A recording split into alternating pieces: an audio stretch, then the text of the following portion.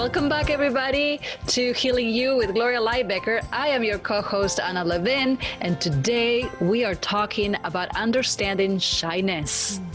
Welcome, Gloria. How are you? I'm doing well. Feeling a little shy, though. Yes, I'm very fascinated by this subject because I consider myself, for example, both very extroverted and shy at some points. Oh, right. Yeah. Is that normal? I like to believe so. It's very resonant for me, that way of being. And yet I've really explored the shyness concept a lot because I've heard different people say things, you just need to overcome it. You just need to get over it. You need to change that, you know? And it's like, how about we just slow that one down a bit? And let's start dropping into understanding what's running. What is it? Why do we, because it's different. Why do people want to make it wrong? It's different. Yes. And it's unique, and it's a gift, actually. It's a very soft energy in my experience. And so really just looking forward to the exploration. I think that because I can be shy sometimes, and I also am very comfortable being quiet. Yeah. I'm very comfortable. I'm like, don't mind me. I'm having a ball here, and or I'm just loving on someone quietly. I know what I'm doing, even though you don't get it. Right. I love that. I love hearing that. Thank you for sharing that. You're welcome. It's like, but at the same time, it's like what you're saying. I sometimes have to defend myself or prove myself or explain myself in the way that I am. And here's my other thought. The reason why I have a need to do that is because I still have that need, like every other human being, to feel connected and to feel understood, and right? Yeah, that can happen. And also, I'm imagining, though, in that experience that you have, that your environment is really bringing up repeated experiences of that feeling. And so there's a need for self-protection and to know you're okay and that you're all right, and a need for there to be understanding instead of judgment. Yes. And yet I also am a really firm believer that we never need to defend ourselves. Yes. That is not my responsibility. That when I know myself, that really can become my solid ground. And I can then become curious about the other person, and I can maybe empathize with them I'm wondering are you really uncomfortable with quiet? You like it when people speak up more? Yes. Yeah. Because, it's like not all about me. If someone's bringing that information, there's something about them that I might be stimulating within them, but it's not me. Yes. So would you say that one of the ways to actually be okay with shyness is getting to know who we are and accepting ourselves as the way we are? It's the key to all of these different facets of life. But what can actually bring that up, as I've worked with people, I've looked at my own life history, and then not just children, but adults. But children have given me the pathway to life in so many ways. They're such wonderful teachers. Yes. When I can actually slow my own busyness down and be with them in the moment, and actually start to look through their eyes and hear with their ears. And they let me know that maybe life's moving a little too fast. Maybe it's a little louder than they enjoy. Too bright. Or maybe this is just a brand new environment and they haven't seen it before, and they need to take time to observe it. Yes. To actually catch the rhythm for whatever's coming towards them. Yeah. And if they're not given that space and they're pressured to move forward, come on, get going. We're going to have a good time. You're going to be all right. Yes. All of those, telling you who you are or who you're supposed to be. Yes. Actually gives a different message that your timing's wrong, that you're not, quick enough or whatever. And then they can just feel really awkward. And they might not have a voice because they then think that they're supposed to be doing it different than they are. And then they might actually worry whether they're going to be safe in the new environment. Because they haven't assessed it for themselves, right? No, it's brand new. It's like children that are going to go to preschool. Children that are going to go now, they're going to go to elementary school. And now they're going to go to a different classroom. It's going to be a different schedule. or we're going to go to a family gathering and I haven't met some of these people. I mean, it can be any context. Yeah.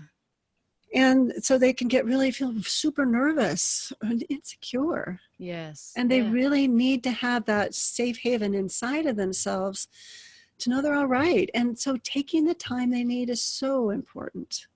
So how do we make sure, for example, that kids, like, how do we do that as parents, you know? Because I completely understand the whole rushing. One of the things that bothered me the most when I was raising my children, now they're teenagers, but I was a high school teacher and we were always rushing and I hated it. It's like, I don't want to live life rushing. Everything was rushing.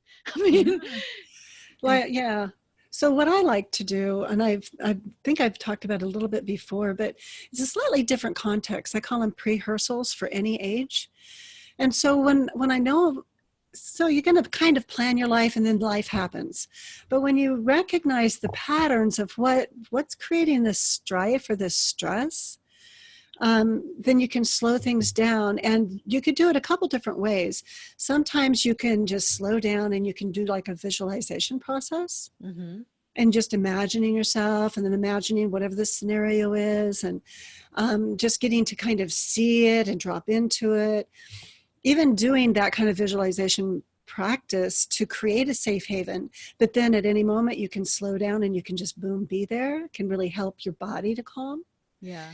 And the other thing would be to know what to anticipate. So with kids that I've counseled, as well as people I've coached, or my own children, mm-hmm. or for myself, I know I'm going to go somewhere and I'm feeling nervous about it. I've never been there before, never done it before. Guess what? At least the day before, I'm going to go have a visit.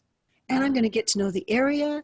I'm going to do a little tapping for myself as I walk through. If I notice that there's discomfort in my body, mm-hmm. I'm going to give myself some empathy. I'm going to notice my body sensations and slow down and breathe and really be and say, you know, I want to be in choice. So allowing myself to be in choice about why I'm doing what I'm doing. Yes. There, I'm back. Yes. I can just be that transparent. And so to practice that and to accompany someone to know or to discover for themselves that that's possible. Yeah. Wow, that's empowerment. Yes. Yeah. So it's getting to know ourselves and our system. We have a whole system going on here. Too. Like here. Very complex. Very complex. And we don't even know. Oh, say that again. It's very complex and yet it's very simple. Yes. But think about it. Like we really are not, I mean, our parents didn't know how to, I mean, I don't know. I know a little bit more. I'm more aware. I'm very curious with this. And I do feel like we are sensory beings. So it makes sense to get to know ourselves on a sensory level, right? Yeah. In order to have a more fulfilling life, a more free life, and joyful life. But our parents didn't know how to, so it's so important to spread this information. Yeah.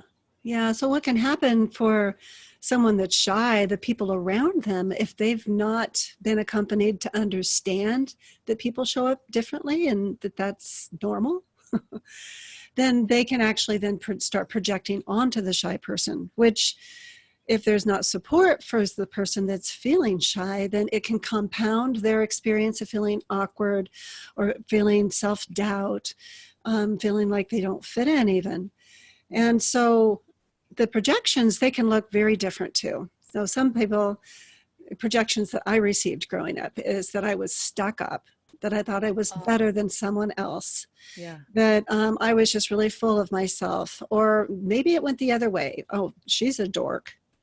You know, I mean, it can go, it depends on the other person's life experience, what they're going to project onto the person. Yes. But it's really the person projecting, it's what their life hasn't gotten to deal with yet that's coming out and creating that spiral of dynamics that is not relational. Yeah. And it's very survival based. How do we communicate with shy people? Usually silently. Because I understand. Start out, with your body. Yeah. If someone's really shy, then I'm not going to be sitting like this. I might be a little bit more, I'm going to use my body language to make it safe. Yeah. And if they're not looking directly at me, I'm going to glance away and kind of just meet their eyes when they're willing to meet mine, and just really be sensitive to their sensitivity. And, make sure my smile meets my eyes and be authentic. Yes. The most important thing I can do in any relationship is to show up authentically. Yes, yes. And because they'll feel that. Yeah. Yeah. Make them feel that it's okay the way they are. I think actually let them experience they are totally all right the way they are. Yes, yeah. And I think it's because on the other side of that coin is when people that are not shy, they encounter somebody that is shy, sometimes they really don't know how to behave, how to communicate, what to do, what not to do, what's appropriate. Am I going to? So it's easier to go to judgment and say like, oh my gosh, this person is like, they shouldn't be shy. Or they might start leaning in and actually becoming intrusive and not knowing they are. Mm-hmm. Because they just want to draw you out and they don't know that they need to be invited in. Yes. Everybody doesn't fit the same mold. And so when we can learn to be curious and start to follow the rhythm of one another, then that's really, it's a mutuality that can happen. Mm-hmm. It's really needed. But okay, so let's talk about, like, I understand and I love all this information, but let's talk about like extreme shyness, where it kind of like impairs your day-to-day normal living. So being able to slow down to that too, and to recognize that even at that level of extreme shyness, do you know what? People can live extreme lives. They don't have to fit into the mold that our society has mapped out, that this is how we're supposed to be when we are really a productive human being, an adult. Mm-hmm. When there's support given, there are a zillion strategy for every one thing we want to do. And it can look a zillion different ways. And so when you can receive some accompaniment to really understand what is the need underneath my need to have solitude more frequently, then I can actually order things to be delivered. I can be selective if I only want to actually socialize with a small group or one or two people at a time. Why not? Yeah. There's no requirement that I have to go to big gatherings and events and parties. Yes. And so to slow it down enough to really hear what's the need underneath that behavior, because it's communicating something really loudly when you can be quiet enough to hear it. Yes, yes, I love it. So there is no coincidence why we are the way we are. Well, if that person got to have that experience consistently, they might start to flower and bloom and blossom when they're allowed their own rhythm, just like the butterfly, right? Yeah. You cannot force life. Yes. You can't harm it when you attempt to. Yes.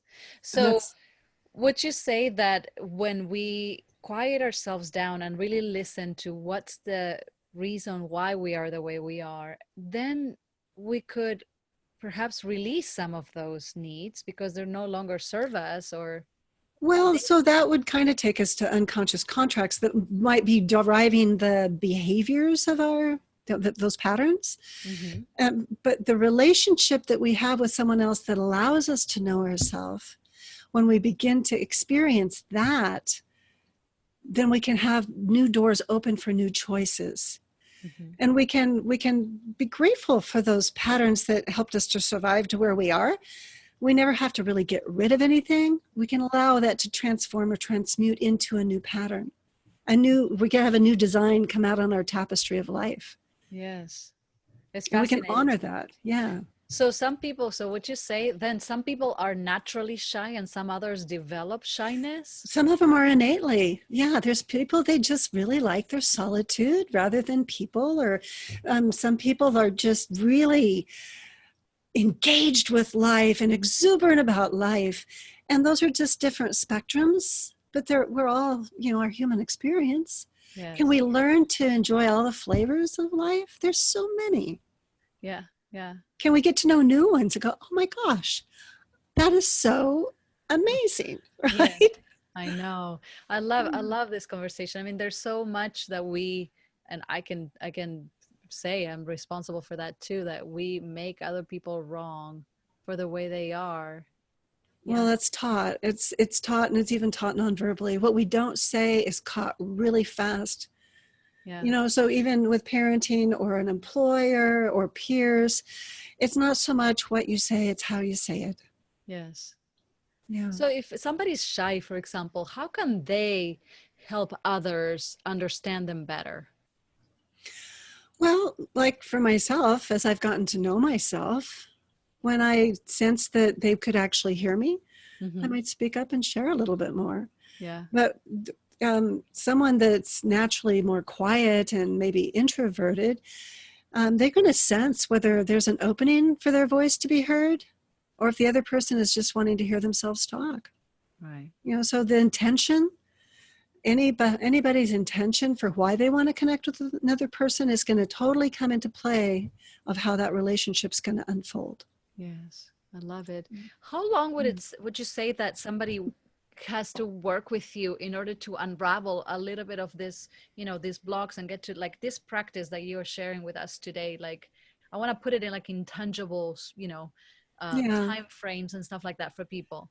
Well, as you know, we've talked before, it's always very individualized, and yet even in the first session, kind of seeing each person needs to be able to tune into what is it they're really wanting. You know, what are they committed to following? What path? But I would recommend at least like 3 sessions. I remember when I was a much younger woman and I went for my first counseling session. I was terrified, right? And but it was like my own inner knowing. It's like, okay, I went the first time and I was very guarded in anything I shared. And then but I had the courage. I thought, well, I've only gone once, so I need to go again. So I went the second time. And then that time, this woman, she said something to me, and she said something about my kids. And that sparked something in me different, because I think she was a very wise woman, and she actually could see beneath my shields. And so then I wasn't ever going to go back, but I was going to go back one more time, because I was going to tell her how I felt about what she said about my sons. Right? Yeah. And I went back that third time, and she reached across to me and she says, "I'm so pleased to meet you, Gloria." And I learned something that day. You know, that woman knew how to tune in and have resonance with me. She knew how to listen deeply, and she also knew how to stimulate my love. And so can we learn how to stimulate that love for our own heart, for our own soul? Yes. To allow ourselves to have the space and the nurturance we need, the warmth and resonance, to start really letting our cocoons down and our wings to come out. Oh, I love it. Oh, I could just like hang out with you forever. So if people wanted to reach out to you and take advantage of this, and really, I encourage everybody that is listening to have the courage. This is the right woman to work with, because this is precious work. This is the work of the heart, it's the sacred soul. work. Yeah. Yes. And, Gloria, you have this magical voice and heart that is felt through the screen. So even if people want to work with you remotely, which you do, or in person, they can do both. How do they find you? Well, you can go to www.healingyouShow.com. And on their website, you'll find a variety of different ways that you could choose to engage individually, virtually, in person, or in small groups. And so I would love to get to meet you and do a free complimentary session for 30 minutes to explore what's going to be the best fit for you. Yes. Yeah. And everybody needs to know also that Gloria will take the time to customize, right? And really tune into, which is when you know that someone has the best intention for you. So Gloria, thank you so much for thank you, beautiful conversation today. I'm very inspired. I'm very touched, actually. I can feel it in my heart. I thank you